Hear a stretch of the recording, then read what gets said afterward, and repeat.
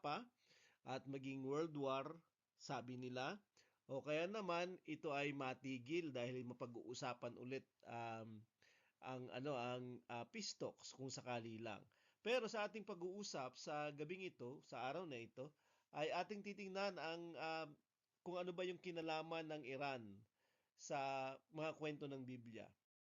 Partikular kung ito ba ay nasa prophecy, ang Iran. At makikita natin na ang Iran ay nasa east of Jerusalem or Israel, nasa east of Israel. At makikita natin sa ating mga pag-uusapan na merong binabanggit tungkol sa Iran. Pero hindi ito yung kanyang pangalang Iran sa ngayon, itong lugar na ito. Subalit ang mababasa natin sa Biblia ay yung mga sinaunang pangalan niya na binabanggit. At actually, nagkaroon pa nga ng imperyo o kaharian dito sa lugar na ito nung unang panahon. Ang kanyang binabanggit na pangalan sa Old Testament lalo na o kahit sa New Testament ay Elam o kaya naman ay Persia. Okay, Persia. Katulad lamang ng ibang mga lugar sa Middle East na dati nang binabanggit sa Biblia, di ba? Yung Egypt ay meron na dati, nasa Bible na yan. Pero hindi siya nagpalit ng pangalan. Ang Iran ay bago, makabago ito. Subalit yung ancient o sinaunang mga pangalan niya ay Elam at Persia. Ang Babylon ay Iraq, 'di ba? Yan yung ating mababasa sa scriptures.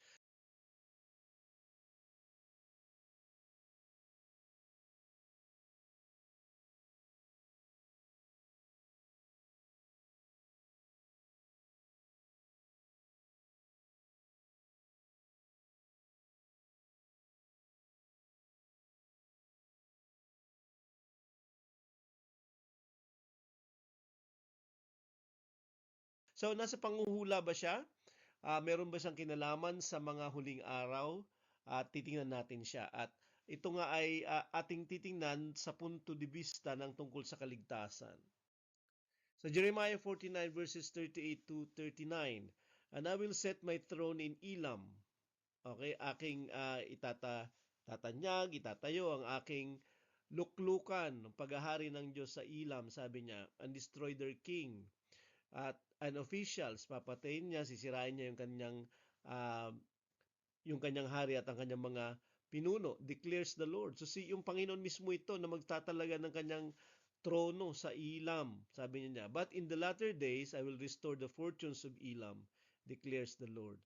Subalit sa mga huling mga araw, sabi niya, ay aking ipapanumbalik ang kayamanan ng Elam. O ibabalik siya sa pagpapala na ang maaring ibig sabihin nito ay kaligtasan para sa kanila dahil siya ay maghahari doon.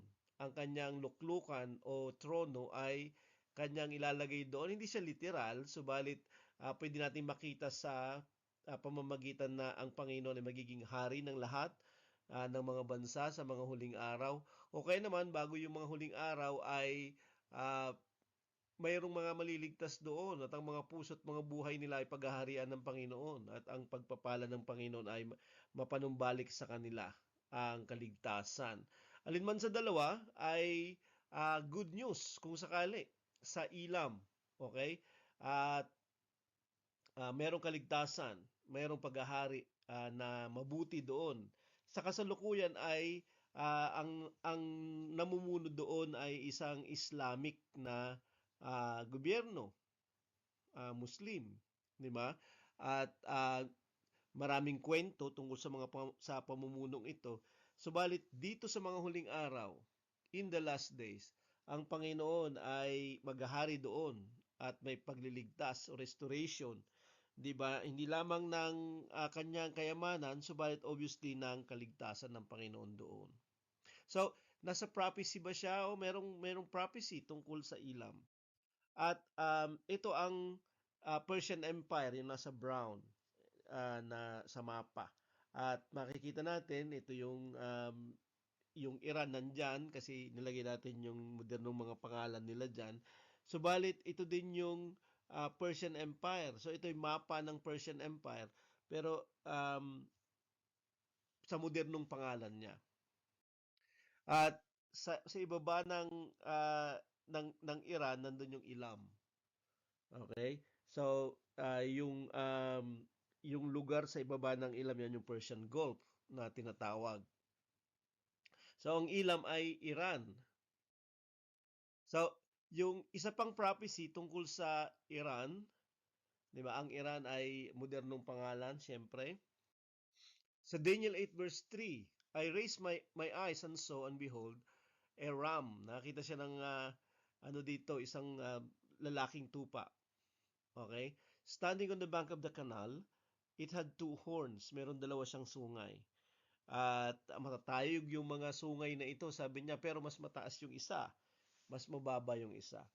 So, nandito yung isang ram na merong dalawang sungay. Ano ang ibig sabihin nito? Ito ay pangitain ni Daniel, pero ito ay i-explain din dito sa chapter 8.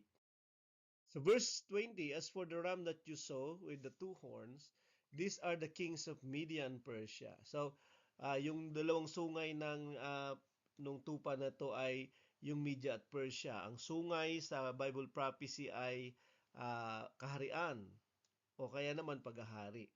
Diba? Pero dalawang hari ito sa iisang sa isang hayop. At eventually ito yung Medo-Persian Empire. Okay, so merong dalawang hari dito pero eventually yung hari ng Persia at yun si Cyrus the Great na tinatawag sa kasaysayan ay kanyang kukubkubin yung media or yung Median Empire at eventually paghaharian niya yung dalawa at siya ay mamamayagpag. Hindi na lamang media yung paghaharian niya eventually sa history pero madaming mga lugar pati Babylonia, actually tinalo niya yung Babylonia, si Cyrus the Great at iba pang mga bansa. Katulad na nakita natin kanina dun sa mapa, malaki na yung kanyang pinaghaharian doon. Dito sa paglalahad ng kasaysayan tungkol sa hari ng Iran o ng Persia nung unang panahon, si Shapur II. Sabi dito ay yung King of Iran wore specific crown or helmet decorated with the ram's horn. Kaya nga ito ay simbolo, 'di ba, yung ram ay simbolo ng Iran o kaya naman ng Persia. At tungkol pa rin kay Shapur the second. Sabi dito sa Roman History of Ammianus Marcellinus, okay, na libro sa page 185. Okay, makikita natin ito sa www.britannica.com, okay, sa kanyang biography. Sabi dito, and he himself, okay, yung king na to, mounted on his charger and being taller than the rest, led his whole army, wearing instead of a crown, a golden figure of a ram's head. Okay, so imbis na ang kanyang corona ay yung kanyang corona yung kanyang dadalhin, 'di ba? Pero ang kanyang isinuot ay yung ram's head inlaid with jewels. 'Di ba? So, gusto lang nating tingnan dito na yung ram ay simbolo ng Persian Empire. At dito makikita natin kung bakit. So, pwede nyo pang tingnan sa history nito at makikita nyo na mahalaga yung ram kung sakali. Okay, yung tupa na lalaki, 'di ba, sa kanilang kasaysayan. At ito yung binabanggit ng Daniel. Okay, 150 to 200 years bago dumating yung kingdom ng Medo-Persian ay binabanggit na siya ng Daniel sa Daniel chapter 8. Actually, kahit sa Daniel chapter 7, 'di ba? Even sa Daniel chapter 2, 'di ba, sa mga panaginip at visions doon in symbols. Okay? So, pero napakahalaga, 'di ba, na makita natin na ang Panginoon ay nagbibigay ng ganitong mga visions of the future at mangyayari sila whether we like it or not. So, ito ang paglaganap ng Persian Empire ni Cyrus the Great from 559 BC to 530 BC. Parang ito makikita natin na 29 years na namayagpag siya, si Cyrus the Great. At eventually meron pang mga kings na nanggaling din sa kanya o pagkatapos niya. So makikita natin kung gaano ah, kadami, kalaki yung kanyang empire. Etong lahat ng may kulay na to ay imperyo niya. Okay, so from Egypt sa Africa, yung Middle East, okay, kahit sa ano sa Lydia, 'di ba, sa Mediterranean, at yan ay yung Turkey, 'di ba, tapos eventually dito banda sa kanan, Pakistan, Afghanistan, 'di ba, yung ngayon ay Iran at Babylonia, so or Iraq, 'di ba, kahit Saudi ay kanyang nasakop. Okay, si Cyrus the Great. At kaya nga siya ay malaki ang kanyang naging imperyo nung unang panahon. So the Persian Empire under Cyrus the Great, okay, so napakalaki niya. At ito yung kanyang lawak at laki. 'Di ba, yung mga may kulay na ito ng brown hanggang dun sa light na brown, makikita natin na napakalaki. Okay, so mula sa Greece, okay, sa Europe, sa Turkey, okay, sa Pakistan, Afghanistan, Turkmenistan, yung Persian Gulf, Saudi Arabia, konting Saudi Arabia at Egypt. So yun yung kanyang imperyo. Okay, kung sakali si Alexander the Great, malaking masyado. Di ba? Kahit yung Israel ay kanyang pinamunuan. Ito yung Cyrus Cylinder o Stela na tinatawag. Nandito yung kanyang adventurous na paglaganap o kaya naman pagpapalaganap ng kanyang empire. At dito, binabanggit dito sa cylinder na to kasi para siyang libro pero sa stone ginawa. 'Di ba? So naisulat dito kung paano siya uh, naging matagumpay na emperor, okay, paglaganap ng kanyang empire. At merong isang part dito, sabi nila sa line number 32, na nagsasabi na kasi ito ay history, yung kinikwento ng mga letters na nandito, letters nila to. Sinasabi dun sa line 32 daw diyan na merong kakaiba na pamamalakad si Cyrus the Great. Ang ginagawa niya kapag kanyang nasakop yung isang kaharian at meron doon mga alipin mula sa ibang kaharian, okay, na ginawang alipin nung empire na kanyang tinalo, pinababalik niya sila sa kanilang bayan. Okay, pinababalik niya sila. At ganito yung ginawa ni Cyrus sa Israel or sa mga Hudyo. Kasi si Cyrus ang tumalo sa Babylonian Empire na nung time na yun ay nandoon ang mga exiles in captivity, yung mga Hudyo, kasama ni Daniel, ni Shadrach, Meshach at Abednego. 'Di ba? At naglingkod si Daniel eventually kay Cyrus at sa mga sumunod pang mga hari doon sa Medo-Persian Empire. Nung pagkatapos siyang matalo ang Babylonia, 'di ba? So pinauwi niya sila. Pinayagan niya sila na kanilang itayo yung templo. Mamaya makikita natin yung prophecy tungkol sa kanya. Hindi sa Daniel, kundi sa Isaiah. Pero interesting kasi yung sinasabi nitong Cyrus Cylinder na to, isang historical account ng pamumuno at paglaganap ng pamumuno o imperyo ni Cyrus the Great. Sa Isaiah 44 verse 28, pinangalanan si Cyrus ng prophecy ni Isaiah 150 to 200 years bago siya dumating at kanyang itatag yung kanyang kaharian, ay pinangalanan na siya ni Isaiah. Sabi dito ng Panginoon, who says of Cyrus, he is my shepherd.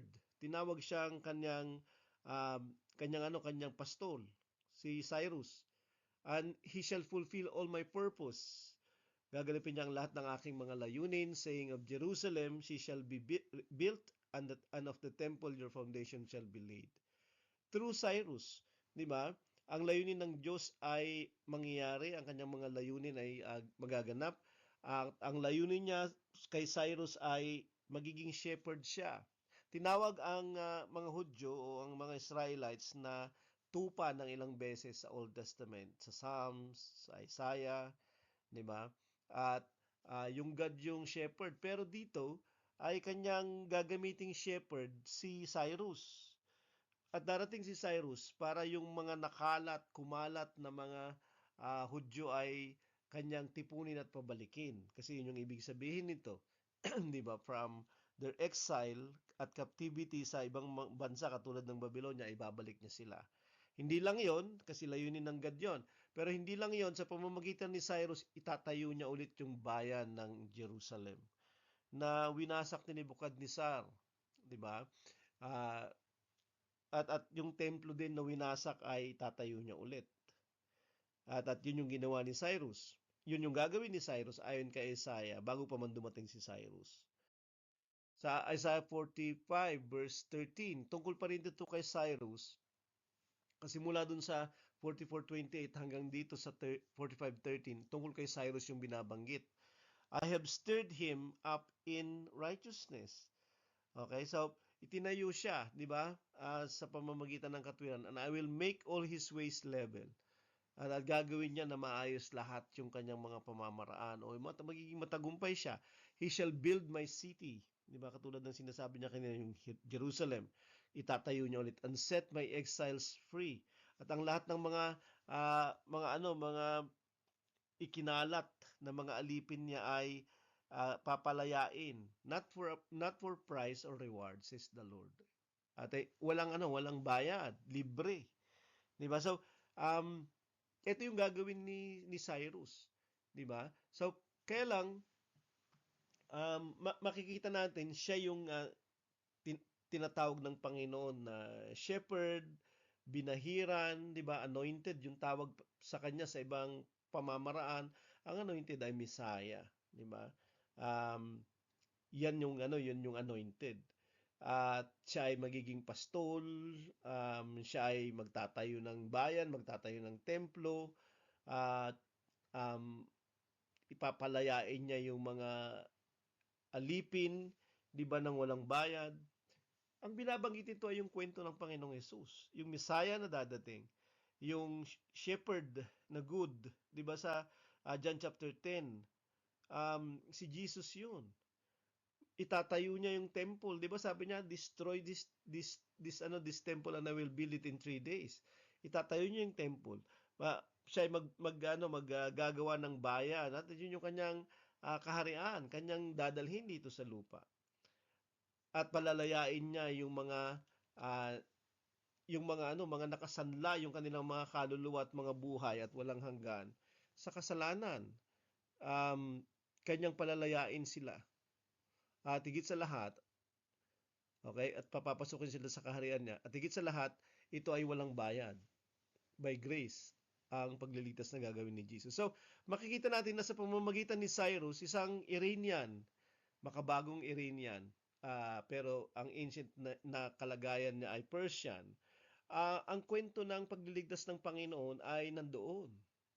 So, this is the untold story of Iran. 'Di ba? Ito yung isang Persian o Iranian, 'di ba, na napakahalaga kasi hindi lamang siya binanggit, ginamit, 'di ba, sa pagliligtas, kundi ginawa siyang simbolo ng pagliligtas ng Panginoon kapag dumating na siya in the person of the Lord our God Jesus Christ.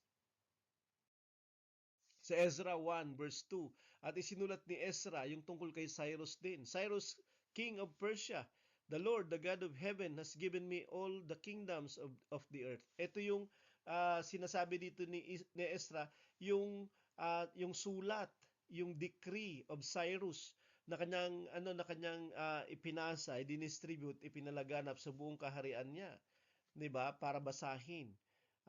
Yung pinababalik niya yung mga Hudyo upang itayo nila yung kanilang templo at bayan. Sabi niya dito, the Lord, the God of heaven, has given me all the kingdoms of the earth, and He has charged me to build Him a house at Jerusalem in Judea. So, nasa Bible natin ito, yung gagawin ni Cyrus, di ba, na isinulat nila before siya dumating, yung kanyang decree, at nung ito ay binasa, di ba, nung time ni Ezra, kasi nandun din si Ezra sa exile, 'di ba? Na si Cyrus ay naguutos, 'di ba, sa mga tao na nandun, sa mga Hudyo na nandun, to go back to Israel and build the house and build the city of Jerusalem, the temple and the city. Actually, ito ay babanggitin ulit ni Daniel sa Daniel chapter 9, sa Daniel 70 weeks na prophecy. Yung pagtatayo ng bayan, yung pagtatayo ng temple by his decree. At meron ding decree yung isa pa na uh, na na Achaemenid king o kaya noon Medo-Persian king si Artaxerxes, kasi pagpapatuloy nila yung ginawa ni Cyrus na pagtatayo at pagpapanumbalik, 'di ba, ng mga exiles sa bayan ng Jerusalem, at yung templo ng Jerusalem ay tatayo nila. So verse 3, whoever is among you of all his people, so lahat ng mga Hudyo, sino man sa inyo, may his God be with him and let him go up to Jerusalem. So inuutusan niya sila. Rebuild the house of the Lord and the God of Israel. He is the God who is in Jerusalem. So kanyang kinikilala, 'di ba, yung God of Jerusalem. Kasi merong kwento na um, binasa ni Daniel sa kanya yung mga prophecy ni Isaiah at yung mga prophecy ni Jeremiah, 'di ba, na siya ay pinangalanan ng Diyos ng Old Testament, yung Diyos ng mga Hudyo, na dadating at magiging matagumpay at makapangyarihang hari. Kaya kaya niya parang tila baga pinapaburan ang Israel o mga Israelites, mga Hudyo, 'di ba? Dito sa kwento ng Bible. Kasi nga naniniwala siya na siya ay tinalaga ng Diyos, kasi yun yung sinasabi ng mga propeta ng Diyos nung unang panahon. At siya ay Iranian. Okay? Ginamit siya ng Panginoon. Makikita natin dito na ang kwento ni Cyrus ay hindi lamang simbolo, malasimbolo ng pagdating ng Panginoong Hesus. Okay? Subalit pwede niyang gamitin sa pagliligtas kahit na Gentiles. Kahit ikaw, kahit ako. Kung tayo ay makikinig, kung tayo ay susunod. Sa Daniel 6 verse 28, at si Daniel ay nasa Babylonia nung tinalo ni Cyrus yung Babylonian king. Hindi si Nebuchadnezzar, kundi yung sumunod na king, emperor after dalawa muna. Pagkatapos si Nebuchadnezzar, tapos yun na, or dalawa, 'di ba? Yung pangalawa after ni Nebuchadnezzar. Yung tinalo nito, si Belteshazzar ba yung pangalan nun? Okay? O Belteshazzar. At tinalo ni Cyrus, kaya nga nabanggit ito sa Daniel chapter 1, dito sa Daniel chapter 6. Habang si Daniel ay nandoon, ay sa Babylonia, pumasok si Cyrus. At napakaganda ng pagpasok niya kasi walang namatay. Kasi habang nagpa-party sila, ay kanyang drinay, pinatuyuan niya yung river na na pumapasok dun sa mga kanal ng city ng Babylonia. Nung natuyot yun, habang nagpa-party sila ng gabi, nakapasok silang lahat. At ito ay naikwento sa Daniel, sa ibang lugar ng Daniel. Anyway, si Cyrus the Persian, ang paghahari niya ay binanggit ni Daniel. Kasi nangyari ito nung time niya nandun si Daniel. Okay, so dito naman sa National Geographic, ito yung kwento tungkol kay Cyrus the Great. Sabi dito, the Persian conqueror Cyrus the Great. Okay, Cyrus the Great. Also known as Cyrus II. So totoong merong Cyrus, 'di ba? Binabanggit ito ng kasaysayan. Ruled the Achaemenid dynasty, o yung Medo-Persian dynasty, yung Persian dynasty. Okay? Showing singular tolerance and mercy to those he defeated. Nagpapakita siya ng hindi naman pagkukonsente, kundi kanyang pinapayagan sila at binibigyan niya sila ng habag yung kanyang mga tinalo. upang makabalik sa kanilang mga lugar o kaya naman sambahin pa rin nila yung kanilang Diyos, pero gagawin siyang hari nila. At ito yung ginawa ni Cyrus, hindi lamang sa mga Hudyo, kundi sa iba pang mga tao sa kanyang mga nasasakupan. Yan si Cyrus the Great. Ayon sa National Geographic, hindi siya religious organization. Historical siya. Vanquished the king of the Medes. Tinalo niya yung hari ng Medes. Siya ay Persian. Tinalo niya yung king ng Medes. Kaya naging ano niya naging empire niya yung buo. Yung Persian at Medes. Yung kaya naging Medo-Persian yung kanyang paghahari. Pero higit pa doon kasi lumaganap pa siya. At isa pa, sabi ng National Geographic, then integrated all the Iranian tribes. Yung Elam, yung Persia, di ba? At yung iba pang mga tribo ng Iran. Yan na yung kanyang yung Persia na kanyang pinanggalingan na tribo ay kanyang yung lugar na pinanggalingan niya, yung Persia, 'di ba? Kanyang inipon lahat ng mga at pinagkaisang mga tribo doon. At Iranian, sabi ng National Geographic. Kaya nga, si Cyrus ay Iranian. Di ba? At siya ay merong kahabagan sa mga captives, sa mga alipin, di ba? Sa mga talo at binibigyan niya sila ng freedom. At siya ay picture ng Panginoon. Di ba? Yung dadating na tagapagligtas na magbibigay ng kalayaan, okay, mula sa kasalanan, mula sa buhay na patay, okay, at bibigyan niya sila ng pagkakataon nung pumasok sa isang kaharian kasi tatayo niya yung isang kanyang paghahari dito. At ang bayan niya ay kanyang dadalhin dito sa lupa, bagong Jerusalem. Diba? At siya ay magiging pastol at siya ay magiging Messiah o manunubos. Katulad ni Cyrus. Sa Matthew 2 verse 1 to 2, ito yung kapanganakan ng Messiah, ito yung kapanganakan ni Jesus. Nung dumating na si Jesus, siya ay pinanganak sa Bethlehem, sa Judea, nung ang hari ay si King Herod. Tapos, may bumisita sa kanya, wise men from the east, dumating sa Jerusalem.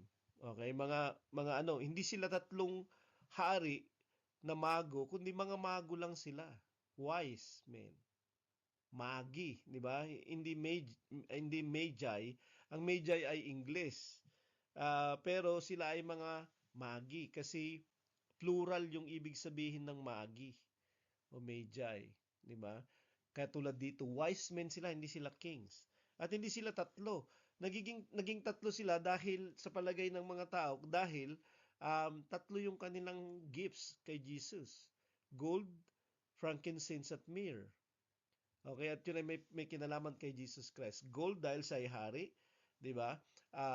Frankincense, incense, di ba? Dahil siya ay mamamagitan. Kasi ang insenso ay ginagamit sa pag-worship ng mga saserdote noong unang panahon. Gumagamit sila ng insenso. At ito, ang insenso at yung parang kamangyan, di ba, na sinusunog, ay mabango. Hindi lang mabango, subalit yung usok niya ay pumapailan lang sa itaas na para bang yung prayer, yung mga intercession ng mga sacerdote ay umaabot sa taas sa Diyos. At yun yung ibig sabihin no. Si Jesus ay mamamagir ay nagsisimbolo ng kanyang kamatayan dahil ito ay ginagamit sa pag-imbal sa munang patay. At may kinalaman yung regalo na binigay sa kanya dun sa kung ano siya magiging sa kamatayan, sa paghahari, di ba, at sa walang hanggan kung sakali. Ang nagbigay sa kanya niyan ay wise men mula sa silangan from the east.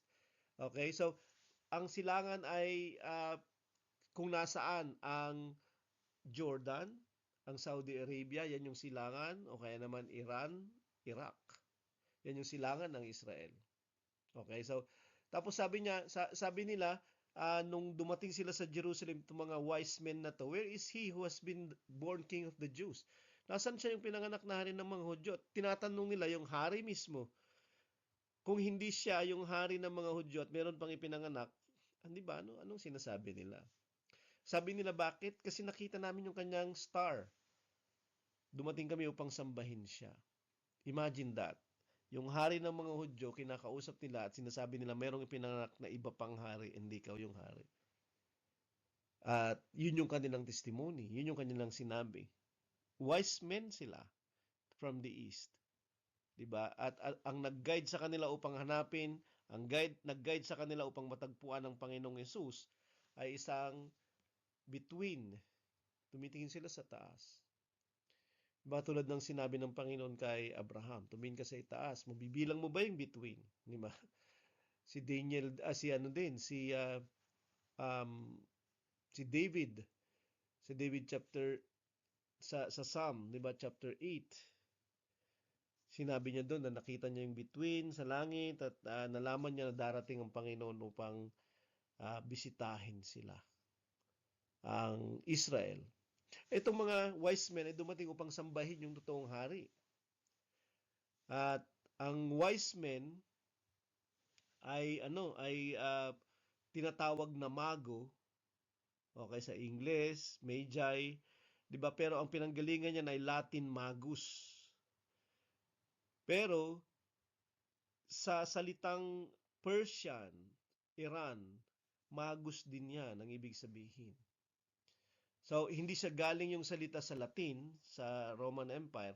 Subalit galing siya kasi ang Roman Empire o Roma, kung saan yung Latin ay galing sa Latin yung word na mago o magi. Magus yun sa Latin. Salita ng Roma yun sa Italia. Ang Italia ay nasa west.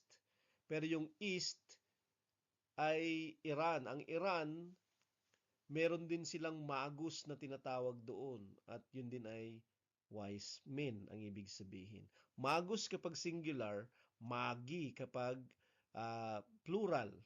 Kaya nga wise men, magi o magi. Parang cactus, cacti, yan yung pagbanggit niyan kung sakali. So dumating sila para i-worship siya. Bakit star? At bakit sila wise? Okay? Marunong sila. Sa Numbers 24 verse 17, nung merong isang prophet dito, si Balaam, siya ay nag-prophesy tungkol sa Israel in the future. Sabi niya dito, I see him but not now. I behold him but not near. May binabanggit siyang persona na sabi niya nakikita ko na siya pero wala pa siya ngayon. 'Di ba? Hindi pa siya malapit. A star shall come out of Jacob. Siya yung star. 'Di ba? Itong nakikita niya na hindi pa dumadating, na hindi pa malapit. Sabi niya, a star shall come out of Jacob and a scepter. Okay, muli ito ay symbols, 'di ba? Ang star ay lalabas mula kay Jacob, mula sa Israel, sabi niya, at ang tungkod, scepter, citro. Ang scepter ay yung tungkod ng king. So nagpapatungkol ito sa authority ng king. Yung star ay lalabas at ganun din yung hari ng Israel ay babangon, sabi niya, kapag dumating yung star. At itong hari na to, it shall crush the forehead of Moab and break down all the sons of Seth. Si Moab at saka si Seth ay mga kaaway yan ng Jacob o ng Israel o ng mga Hudyo nung time na ito. Pero sabi niya, ika-crush siya nung hari na dadating because of the star. Okay? Si Jesus Christ itong binabanggit dito. Yung hari. Na i-reveal ng isang star at tatalunin niya silang lahat. Okay, tatalunin niya yung mga kaaway niya. Yun yung sinasabi dito. Kasi magiging matagumpay siya. At hari siya kapag dumating siya. Dito, nababanggit yung isang star na nagpapatungkol sa pagdating ni Jesus Christ, sa kanyang paglabas o kanyang pagbangon. At yun yung tila baga nakita ng mga mago. Sa Deuteronomy 23 verse 4, yung si Balaam na propeta na nagsalita doon kanina sa Numbers 24 na yon ay binabanggit dito na siya ay si Balaam ay anak ni Beor mula sa Mesopotamia. Si Balaam ay galing sa Mesopotamia. 'Di ba? Doon siya galing, hindi siya taga-Israel. Kundi ang Mesopotamia ay nasa pagitan ng Iran at saka Iraq ngayon. Okay, yung heart mismo ng yung kaninang empire ni Cyrus, yung Medo-Persian Empire. Nandun yung Mesopotamia. So galing si Balaam doon. At kanyang binanggit, propeta siya na galing doon sa Mesopotamia, doon sa lugar kung nasaan yung sa east. Okay, kung saan nandoon taga doon taga doon ang mga Magi na dumating, mga mago na dumating. Siya yung nagbanggit, si Balaam, ng star na patungkol kay Jesus Christ, ang hari ng mga Hudyo. So, nakita nila yung star. Sino nagsabi sa kanila? Hindi naman sila mga Hudyo. 'Di ba? Muli, galing sila sa Gentile na nations, pero sila yung nakarecognize dun sa hari. Sila yung nakakita ng kanyang simbolo, 'di ba? Na tila baga ito ay uh, fulfillment nung Numbers 24 verse 17 kanina, yung pagdating ng star at pagbangon ng setro o hari. Natatalo sa lahat ng kanyang mga kaaway. Paano nalaman ng mga mago yun? Dahil ba kay Balaam? 'Di ba? Kasi taga doon siya. Binanggit ba niya sa kanila? Sa Daniel 2 verse 48, nung si Daniel ay nasa Babylonia pa, hindi pa lumalabas si Cyrus at hindi pa dumadating ang Persian Empire o yung Medo-Persian Empire. Ito ang kanyang katungkulan doon. Hindi siya nanatiling alipin dahil sila ay exiled doon mula sa Israel, 'di ba? Sabi dito, then the king gave Daniel high honors. Si Nebuchadnezzar, binigyan siya ng mataas na pagkilala. Okay, karangalan. Kasi na-interpret niya yung dream ng hari, 'di ba? And many great gifts at binigyan siya ng maraming mga kaloob, regalo. Made him ruler over the whole province of Babylon. Ginawa siyang pinakamataas bukod sa hari doon. Hindi lang 'yon. At ginawa din siyang chief prefect over all the wise men of Babylon. Makinig kang mabuti. Sabi niya, ginawa si Daniel na pinakapinuno ng lahat ng mga mago, lahat ng mga marurunong, matatalinong mga tao. Wise men yung tawag sa kanila. 'Di ba? At obviously, sa salitang Persian, okay, na ang Babylon dati ay kanyang nasakop 'yan eh, yung Babylonian Empire. Okay, eventually nag-develop lang yung Persian at Medo-Persian Empire dahil kay Cyrus the Great. Pero si Daniel mismo ay chief ng lahat ng wise men doon nung nandun siya. So, pwede nating sabihin, pwede nating akalain, 'di ba, na si Daniel ay nagkaroon ng pagtuturo doon tungkol sa kanyang paniniwala, pagtuturo doon tungkol sa kanyang Diyos, pagtuturo doon kasi kinikilala ng hari yung Diyos niya eh. 'Di ba? Ilang beses dito sa Book of Daniel. Okay, so pero hindi lang 'yon. Lahat ng mga mago doon ay kanyang tinuruan. Kasi siya yung chief sa lahat.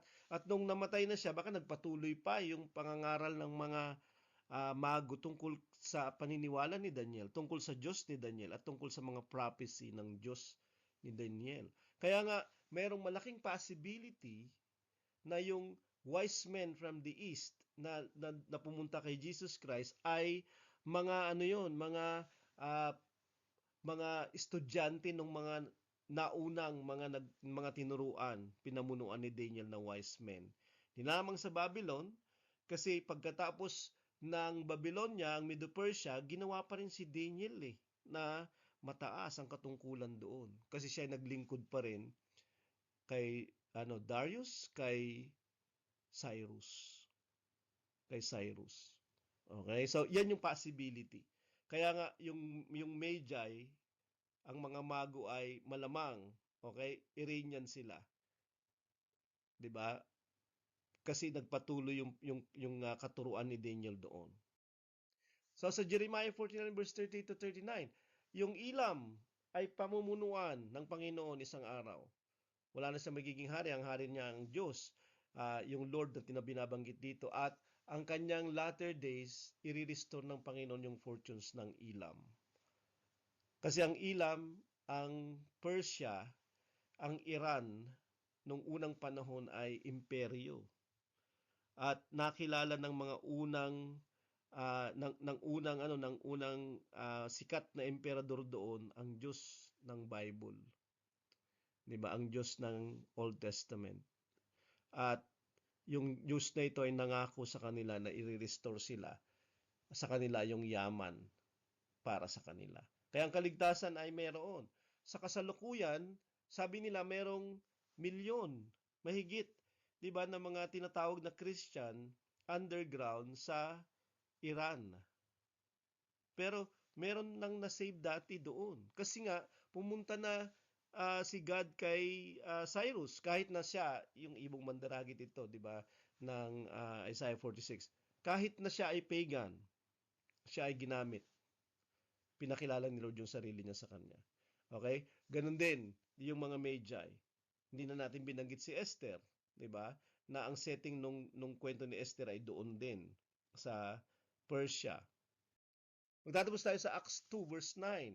Ito yung listahan nung 14 yata na mga salita na narinig, okay, ng mga tao habang nag-speaking in tongues nung day of Pentecost, yung buong mga alagad ng Panginoon. At sa verse 9, ito yung ilang mga lingwaheng narinig nila na binabanggit ng mga alagad nung nag-speaking in tongues sila, nung na-fill sila ng Holy Spirit. Parthian, sabi niya, Medes, Elamites, and residents of Mesopotamia, Judea, Cappadocia, Pontus, and Asia. Out of the 14, okay, na mga lingwahe, nandun yung mga Medes, Elamites, o Elam, na taga Mesopotamia. Nandoon, na-save yung mga to. At naniniwala ko, itong mga to ay bumalik sa kanilang mga lupain at sa mga bayan at nangaral din sila. Kaya nga yung unang-unang mga Christian na mga lugar, sa mga lugar na yan, including yung Persians, Medes, at Elamites. Eventually, in the latter times, okay, sila pa din ay bibigyan ng Panginoon ng totoong kayamanan o fortune at paghaharian niya in the latter times. At yun yung mga panahon natin. Gusto ko lang banggitin sa atin na merong untold story yung Iran from its ancient history, even biblical history, di ba, na tungkol sa pagliligtas ng Panginoon. Makikita din sa kwento nung Persian king, yung malasimbolong pagliligtas ng Panginoon sa kwento niya ng pagliligtas ng Israel. At eventually sa dulo, may pagliligtas ng Panginoon at paghahari ng Panginoon doon. Kung ito ay nakasulat sa Biblia at ang ilan ay nangyari na, mangyayari pa yung susunod. Nangyayari pa yung susunod. So yan po yung Iran's untold story, unpacking Iran's connection to the salvation narrative. Magandang gabi po sa ating lahat. Pag-pray natin ang lahat ng may kinalaman sa giyera